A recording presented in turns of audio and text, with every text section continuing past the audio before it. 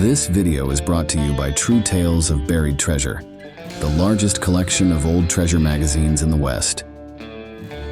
On our website, you can search for individual treasure stories by region, or buy our original magazines themselves. To pay us a visit, please click on the link in the description. Enjoy. Jim Bridger, a seasoned mountain man and guide navigating the newly opened western territories of America, was parched. He reined his mule to a halt beside a narrow stream and dismounted. Kneeling down, he cupped his hands and let the cool water cascade over them before bringing a refreshing handful to his lips. The water tasted clean and satisfying. As he bent over the creek once more, his hands poised to scoop up another drink, something glimmering beneath the water's surface caught his attention. The stream bed was littered with yellow pebbles, some resembling fine gravel, others larger, about the size of beans, with a few even bigger. But they were all yellow. Bridger gathered a few of the curious stones into his palm, examining them closely. They looked like gold. Could it be gold? Here, in the Big Horns? He hadn't imagined gold would be found in these mountains. Clenching some of the pebbles tightly in his fist, he climbed back onto his mule. He needed to show these to Captain Reynolds.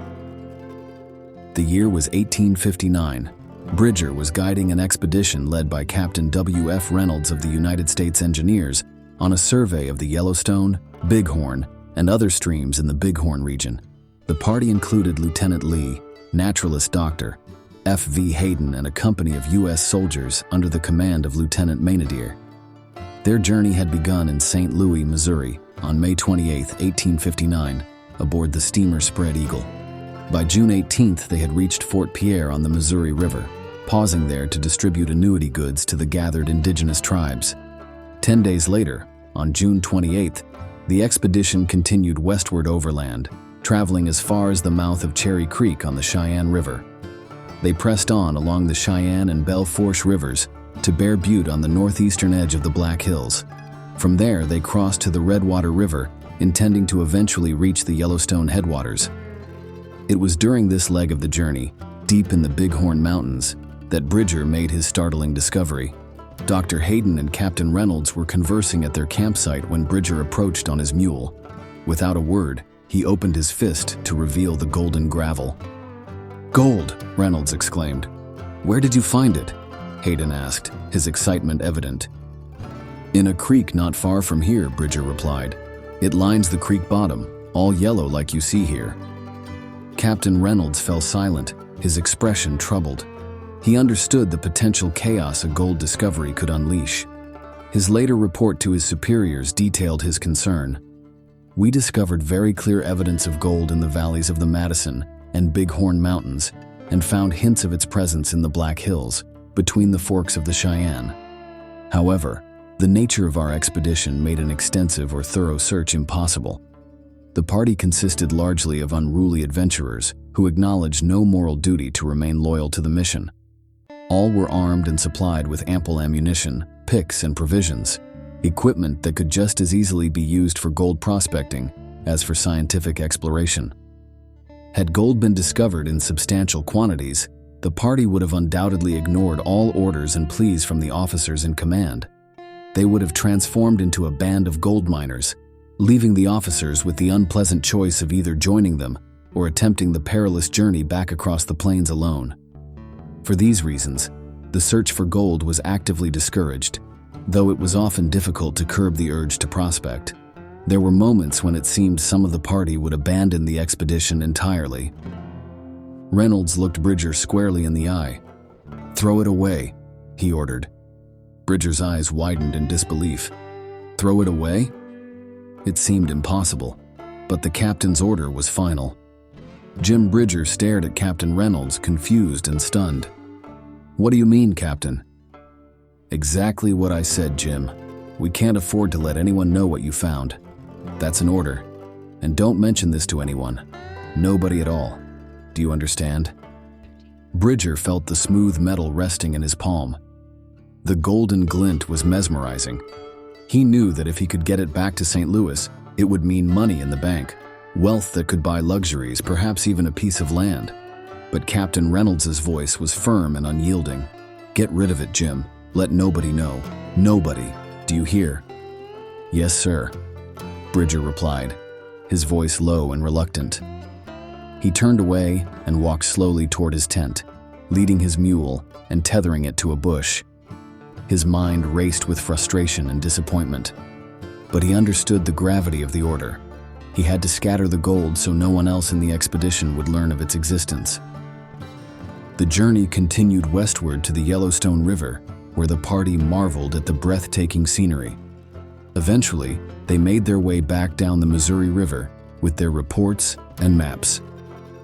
The expedition, officially recognized as a landmark exploratory mission, succeeded in mapping out various mountain ranges and rivers that had previously been vaguely defined.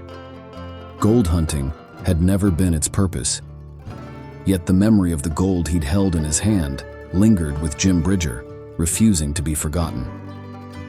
18 years later, he recounted the tale to Wyoming historian Robert Strayhorn, who faithfully recorded Bridger's words. "One day, after traveling a few days in the region known as the Bighorn, I was feeling thirsty. I got off my mule and stooped down at a small brook filled with clear, inviting water from the snow-capped mountains. While drinking, my attention was caught by the curious appearance of the stream's bottom. It looked like yellow pebbles of various sizes, from the head of a common pin to the size of a bean and larger. Though I was well acquainted with the appearance of gold, I was doubtful it could be the precious metal, as I never imagined gold could be found there. But my curiosity grew, so I scooped up a handful of the stuff and rode to Dr. Hayden and Captain Reynolds. Both immediately declared it pure gold and asked where I had found it. When I told them, Captain Reynolds became very excited and insisted I discard it immediately and keep the matter secret from the rest of the party.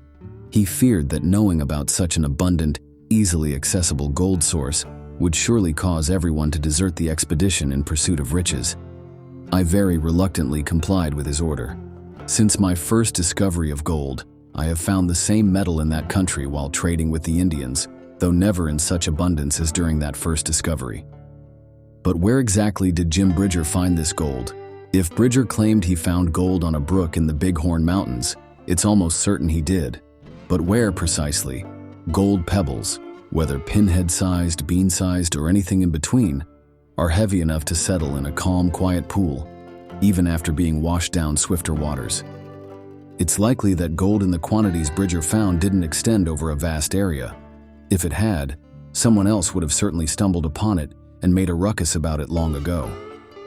More probably, Bridger discovered a serene pool where the small gold particles had washed down and settled to the creek's bottom. That creek's bed, covered with gold pebbles, was something Bridger would remember forever. In 1877, when Strayhorn was compiling the Handbook of Wyoming, where the story was published, Jim Bridger was living in Jackson County, Missouri, near New Santa Fe. By then, Bridger had spent most of his life in the Rocky Mountains and among the Native American tribes.